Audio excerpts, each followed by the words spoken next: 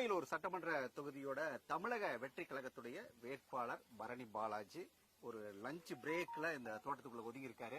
சாப்பிட்டீங்களா சார்? சாப்பிட்டேன் சார். எப்படி இருக்கு பிரச்சாரம் எல்லாம்? சார் ரொம்ப அருமையா இருக்கு, ரொம்ப பீஸ்ஃபுல்லா இருக்கு, ரொம்ப சந்தோஷமா இருக்கு. எங்களுக்கு இது ஒரு புது அனுபவம். எங்க தொண்டர்கள் வழக்கறிஞர் இல்ல நீங்க? Yes sir. இந்த தேர்தல் அறிக்கை குழு தயாரிப்பு குழுல கூட இருந்தீங்க. எஸ். என்ன மாதிரியான விஷயங்களை இப்ப மக்கள் முன்னாடி வச்சு ஃபர்ஸ்ட் வந்து பெண்களுக்கு என்னென்ன நாங்க செய்ய போறோம் எங்க ஆட்சி வந்ததுக்கு அப்புறம், பெண் பிள்ளைகள் பாதுகாப்பு, இளைஞர்கள் வேலை வாய்ப்பு, இது வந்து மேஜரா இதை வச்சிருக்கோம் சார். அது வந்து விவசாயிகளுக்கான திட்டங்கள், இதை முன்னிறுத்தி மக்கள்கிட்ட ஓட்டு கேட்கறோம் சார்.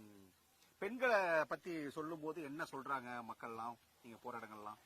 அவங்க என்ன சொல்றாங்கன்னா, தளபதிக்கு கீழே நாங்க வாழும்போது, அதாவது தளபதி ஆட்சி அமையும் போது நாங்க ஒரு செக்யூர்டா தாயின் கருவறையில எப்படி இருக்கிறோமோ அந்த மாதிரி ஒரு செக்யூர்டு இருக்குன்னு சொல்லிட்டு என்கிட்ட ஒரு சகோதரி வந்து பிரச்சாரத்தப்ப பகிர்ந்துகிட்டாங்க. சோ அந்த அளவுக்கு அவங்க தலைவரை வந்து நம்புறாங்க சார். இங்க போட்டி ஒரு மாதிரி பலமா இருக்கு இல்லையா? இங்க அதான் அமைச்சர், முன்னாள் அமைச்சர் பொன்முடியோட மகனும் போட்டிடுறாரு. அதே போல அதிமுகவும் களத்துல நிக்குது. விஜய் வந்து எல்லா கூட்டங்களையும் சொல்லிட்டு இருக்கிற விஷயம், போட்டி அப்படிங்கறது வந்து திமுகவுக்கும் தாவேக்காவுக்கும் தான் அப்படின்னு சொல்றாரு. திருக்கோயிலூர் தொகுதி அப்படிதான் இருக்கா? நிச்சயமா சார், நிச்சயமா அப்படிதான் இருக்கு. நீங்க மக்கள்கிட்ட பேசுறீங்கன்னா உங்களுக்கே தெரியும். இப்ப நாங்க திருக்கோளூர் டவுன்ல ஒரு 4 நாளா நாங்க வந்து பிரச்சாரம் பண்ணிட்டு இருக்கோம். அங்கேயுமே சொல்றது, நீங்க வந்து அப்போஸ் பண்ண வேண்டியது திமுகவை மட்டும்தான், நீங்க கான்சன்ட்ரேட் பண்ண வேண்டியது திமுகவை மட்டும்தான். சோ மக்கள் மனசுல மேஜரா இருக்கிறது நீங்க 2 பேர் தான். அதனால இப்ப வந்து இன்னொன்னு பாத்தீங்கன்னா, சிறுபான்மையரும் வந்து அதிக அளவுல எங்களுக்கு சப்போர்ட் பண்ண ஆரம்பிச்சிட்டாங்க சார். நாங்க தனித்து நிக்கிறோம்ன்றது எங்களுக்கு ஒரு மிகப்பெரிய பலமா நாங்க நினைக்கிறோம் சார். இன்னொன்னு சார், இது பொதுவா தேர்தல் அப்படின்னாவே ரொம்ப ஒரு மாதிரி பரபரப்பா இருக்கும். அங்கங்க வந்து மைக் சத்தம் எல்லாம் கேட்கும். இந்த தேர்தல் நானும் பல இடங்கள்ல சுத்தி வரேன், ஒரு மாதிரி சைலண்டாவே இருக்கிற மாதிரி தெரியுது சார். சார் பொதுவா காரணமா இல்ல சார், இல்ல. அதாவது பொதுவா பாத்தீங்கன்னா அந்த அரசியல்வாதிகள் வந்து அந்த மாதிரி பண்ணிட்டாங்க சார். தேர்தல் நிறைய ஒரு கலவரம், ஆர்ப்பாட்டம், வழியை டிராபிக் பண்ணி மக்களுக்கு தொந்தரவு கொடுத்து இப்படியே அவங்க பழகிட்டாங்க.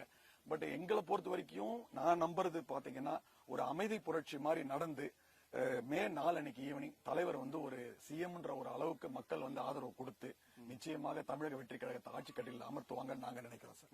ஆர்ப்பாட்டம் இல்லாத எந்த நம்பிக்கையில சார் அதை சொல்றீங்க? நாங்க களத்துக்கு போறோம் சார்.